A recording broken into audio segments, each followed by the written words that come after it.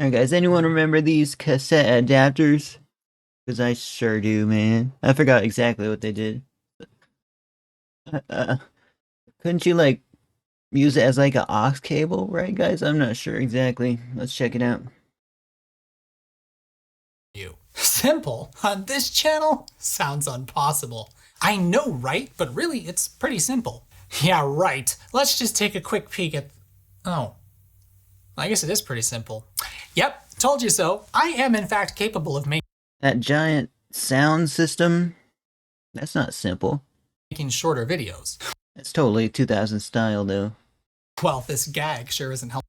That giant junkware. We'll call it junkware, I guess, now, guys. Bluetooth speaker, a lot more practical now. With that. Indeed, so let's... However, the design of it looks amazing, and I do like how it looks. Introduce the topic and talk about these little cassette adapter thingies. If you have an older car which only has a cassette deck, but you need your sweet... Guys, I actually bought one of those and it didn't work for my car. I was very pissed. I was very pissed. Giga angry, man. Sweet But then again, as soon as I graduated high school, it was 10 years of me not really doing much with my life. Kind of just hurting myself. That's not, I'm not gonna go off on a tangent about that, guys. Jack. Well, you'll probably have used one of these before. And they've been around for quite a while. Back when a CD Walkman was the height of sophistication, you could modernize your car with one of these and be enjoying the best the world of compact disc has to offer. Ever wonder how they work? Only all the time? No. Stop. That gag is over. Hey guys, if we could charge a phone in prison with like just a couple cords somehow, don't go to prison, guys. Then this one shouldn't be that complicated, right? To understand how this works, we first need to understand a bit about the technology behind audio tape. Frickin' tapes. How do they work? Magnets. Magnetic tape is some pretty neat stuff, though it's not groovy, I'll tell you that. Instead, it's particular.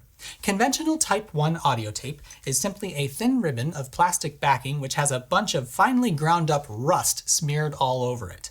The iron oxide particles can be magnetized. Iron oxide, bro? Sounds corrosive. Probably. I don't know if it is, really. I just wanted to say that word, though, but... with a little help from an electromagnet. Inside a cassette deck, or really any tape deck at all, a special electromagnet called the head makes contact with the tape as it travels past it. Fun fact, in videotape, the heads do the traveling. I made a video way long ago about that if you're interested. Now, because the tape is made of fine particles, different spots along its length can be magnetized to different extents. Think of it like a bunch of teeny tiny bits of metal that can more or less be individually magnetized. With the whiteboard as well reminds me of an ASAP Science video. And I do not go out of my way to watch ASAP Science. If you move this granular tape across the head as it gets all electromagnet-y, you will end up with a linear representation of how intense the... Bro, we're getting a lesson on top of it. I'm not even mad. Magnetic field the head created was over time. But it's not that simple, guys. You gotta bring out the whiteboard. Just telling it like it is. Spots that were exposed to a strong field will be strongly magnetized, and spots that weren't exposed will be hardly magnetized at all. Tie that magnetization... I'm not gonna lie, he already lost me, bro. Magnetism? Bro, I did not... I hardly passed physics class. Hardly. Level to some sort of signal, like perhaps audio, and you will end up with that signal represented on the tape. Check out this neat video from Techmoan if you want to see what that signal actually looks like. The thing about electromagnets, though, is that they work backwards, too. When a pre-recorded tape, complete with... Whoa, actual backwards compatibility? OMG, bro. Video game companies should take note. Specifically, console. Signals already on it is run past the same head. The head can detect the signal. The changes in the magnetic field the head encounters as the magnetized tape travels past it induces a small current in its tiny little coils. Even though it's just a bunch of tiny magnetized particles, it has the same effect as moving a magnet past a coil of wire and will thus induce a current in that coil. This can be amplified to recreate the original signal and thus sound that was imparted on the tape when it was recorded. But of course, these adapters don't have any tape in them. Wait, do they? No, they don't. So what do they have? Well, for a start, an absurd number of incongruous logos that don't belong anywhere near this thing. Like, these are hilarious. Compact disc, mini disc. I like that the DCC logo is on here because you... Man, if you grew up in the 2000s, you will see that compact disc thing so much. Mini disc, I don't know what that is. Digital CCC, don't know what that is. Kind of familiar. This side up, oh yeah, that's a 2000 thing as well. You could kind of argue that it is a digital compact cassette so long as it's plugged into like a CD player or whatever. Anyway, first, consider what this does. It needs to produce the same effect as a real tape, so it needs to induce a current based on an audio signal in the playback head of whatever cassette player you're using it in, but without actual tape. How could you go about doing that? Well, guys, I was not an engineering major. I was not even a science major. I did like biology, but... remember that it's the same head in most cassette decks that does the recording as the playing back. The same head can be used as an electromagnet to record onto a tape, or as a pickup coil, or magnetic microphone if you will, to play a tape back. And so take a look at where the tape should be and you'll find a tape head. What? A cassette adapter like this uses a tape head, just like the one in your cassette player, and when it's loaded in a cassette deck... I honestly just want to see it how it works, or see it being used, like seeing it actually practically being used. The two heads get real personal with one another. The signal coming from the audio jack is pumped into that head, which is essentially coupled with the other, and the end result is that the audio signal from your phone, iPod, or whatever is injected right into the other head, and thus into... And now modern phones don't even have that headphone jack, so these things are just not even gonna be used much. But my phone has a headphone jack, my phone does. The amplification circuitry of the cassette deck so it can play through your 96 Civics stereo or whatever. It's that simple. But it's Cool though. It's not quite so simple. You see, many cassette decks have some sort of auto stop feature which works by detecting that the supply spool has stopped. Since there's no actual tape in here at all, the supply spool wouldn't turn on its own. It's a piece of plastic with a headphone jack, guys. It's not that. Never mind. Sorry. And the tape player would just repeatedly stop, thinking it had reached the end of the tape.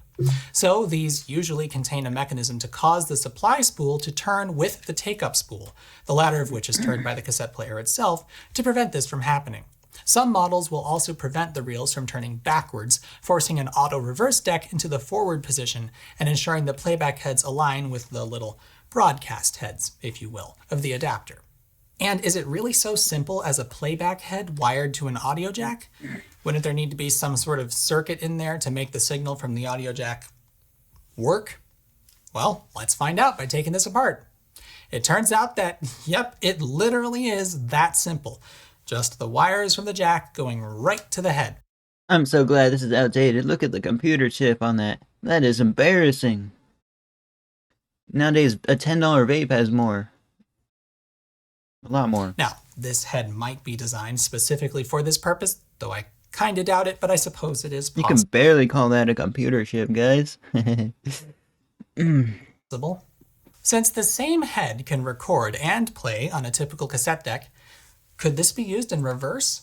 What if I plugged this into an audio recorder and hit record on this guy and feed a signal into it? Would it be detectable by the audio recorder? Turns out, yes. Since the tape bias signal is well outside the audible range, it doesn't seem to affect things too much, and you do Whoa, these machines he's using look fancy though. In fact get a signal out of the cassette adapter. While this is completely and totally useless, it is at least mildly interesting.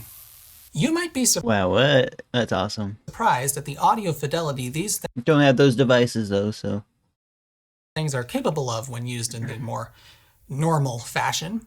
For one so like the same way your headphones can be used as a mic or something. There is no tape noise at all when you use these. That hiss you hear from a tape is a result of the random structure of the magnetic particles themselves. You can't get rid of it unless you use some clever tricks like Dolby noise reduction, and even then it will still always be there a little bit. But If you don't have any tape, well, there's no tape noise. Seriously, to my ears, using one of these, even a really terrible one like this, is basically indistinguishable from a legitimate auxiliary input. It's pretty remarkable. Oh, and by the way, if you use these, you want to make sure Dolby Noise Reduction is turned off, as otherwise you're getting a needless reduction in fidelity in the form of a rather pronounced treble cut. Thank you for letting me know, guys. Monocards don't even have this. Maybe to even deter people from using it. Who knows? Who knows? And of course, for one last fun tidbit, since electronics keep getting smaller and cheaper, we now have Bluetooth versions of these. These are actually really neat. And practical. Have a small battery with a micro USB port to recharge it, and a module inside allows you to pair your phone with it so you can play music through its little integrated head. They even give you a little microphone on a dongle for making hands-free calls. I have no idea how well that part of it works, but for 15 bucks, this thing is pretty neat. I remember seeing in the past that someone had put out an MP3. If it has a charger on it, it's good. Only if it's a USB-C charger. All the other chargers are super low quality. Player inside one of these cassette shells, complete with transport control buttons and its own headphone jack, giving you hipster cred when you needed it and actually being useful in older cars. I tried looking for it again, but cassette MP3 adapter is a woefully unspecific term these days, so... well, it's probably still a thing, but personally these Bluetooth ones, which you can find in stores now, would be my preference as they're actually quite capable of modernizing an otherwise old car. Well, that's it! Can you believe it? A reasonably short video from Technology Connections. I feel like I must be dreaming. I don't know what the channel is about, so... anyway, time to... but now I do know. Thank you for the lesson. leave you with everyone's favorite smooth jazz hit. I can't find the boombox that I want. Again, sorry I didn't talk this much during this one. Look at all this Patreons he has, bro. Patrons. For this shot. I didn't know it was Patron. I'm a patron. Sorry. Patron. You know, just pretend. Yay! It's kind of loud. I do like his shirt, even though it's like for vintage like video cassette purposes. Is it like a video cassette content creator? I'm not even gonna be mad if it is. I'm just like, yo, anyone could join the niche. What's up, Loose Music? I don't do reactions on stream, sorry. I don't do requests. I apologize. Loud.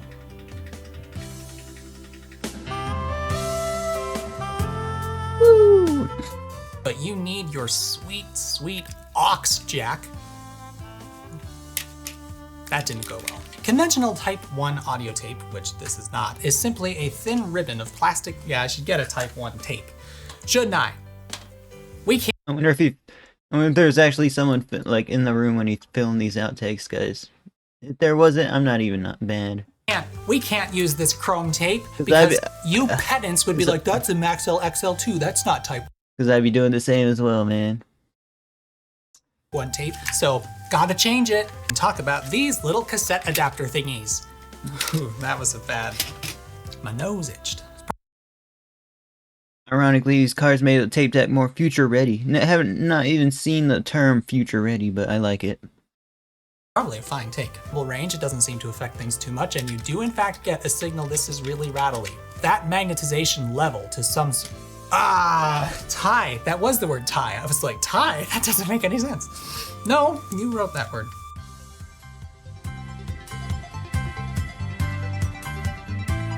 That's a video, guys. Check out Technology Connections in the description, or in the description. I always assumed the small loop of tape was continuously re-recorded. Guys, it blew past me. He made it over 10 minutes, guys. If it was like, I would have understood it better if it was under like a minute and it was like animated style. But hey, I still like the video. Thank you for watching. Peace out.